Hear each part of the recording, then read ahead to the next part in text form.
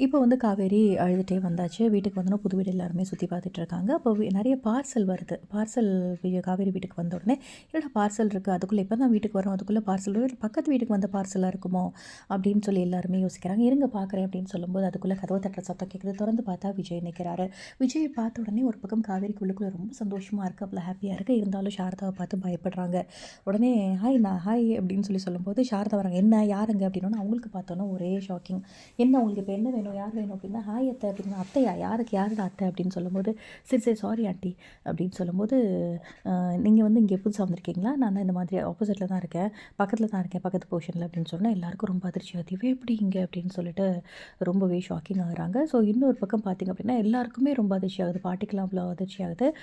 ஒண்ணும் இல்ல ஆண்டி, இந்த மாதிரி என் வீட்டுக்கு வந்த பொருள்லாம் இங்க இருக்கு" அப்படின்னோன, "உன் வீட்டுக்கு வந்த பொருள் இங்க இருக்கா?" அப்படின்னு. "ஆமா, இந்த வீடு தான் என் வீடு" அப்படின்னோன, அப்படியே திரு திருன்னு முழிக்கிறாங்க. "எப்படி அதுக்குள்ள இங்க வந்தா?" அப்படின்னு சொல்லிட்டு. "இங்க பாருப்பா, தேவையில்லாம பேசாத. என்னது அது? என்னன்னு சொல்லிட்டு போ" அப்படின்னோனே, ம் இந்த மாரி அங்க இருக்குல்ல பார்சல் இதுவா அப்படின்னு சொல்லிட்டு எல்லாமே வந்து பார்சல் எடுத்து குடுக்குறாங்க. ஸோ இந்த பக்கம் நிவின், குமரன் 2 பேரும் வராங்க.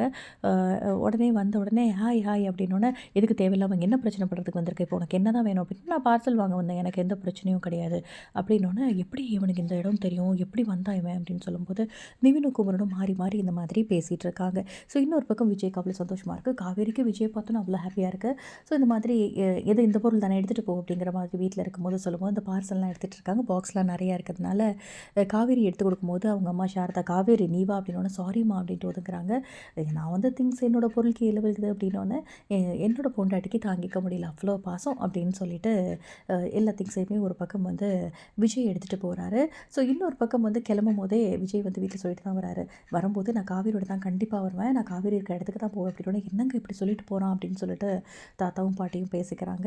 "இருக்கட்டும், எதுவா இருந்தாலும் அவன் நல்ல முடிவு தான் எடுப்பான். இனிமேயாவது ஏதாவது துணிஞ்சு அவன் முடிவெடுக்கட்டுங்கிற" மாரி தாத்தா சொல்றாரு. அதே மாதிரி விஜய் வந்து அவரோட விளையாட்ட ஆரம்பிச்சுட்டாரு. அப்கமிங்ல என்ன நடக்க போகுது அப்படிங்கிறத பார்க்கலாம். இந்த வீடியோ பிடிச்சிருந்தா லைக் பண்ணுங்க. இந்த மாதிரி அப்டேட்க்கு நம்ம சேனலை சப்ஸ்கிரைப் பண்ணுங்க. Thank you.